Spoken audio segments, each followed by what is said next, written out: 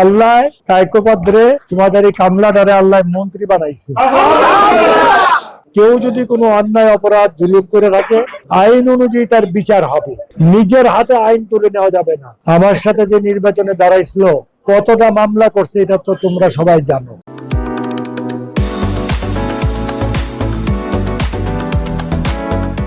নির্বাচনের একদিন আগেও মামলা করছে।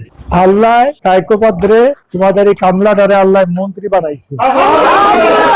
তো তোমরা ফুলের তোরা আমারে দাও কেন? তোমরা তো 2 রাকাত নফল নামাজ পড়ে আল্লাহ শুকরিয়া আদায় করবা।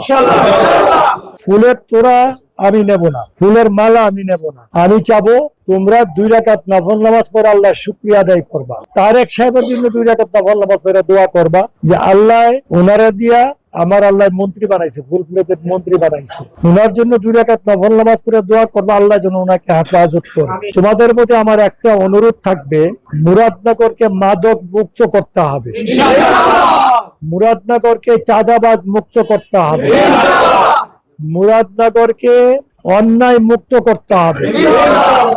কেউ যদি কোনো অন্যায় অপরাধ জুলুম করে রাখে, আইন অনুযায়ী তার বিচার হবে। নিজের হাতে আইন তুলে নেওয়া যাবে না।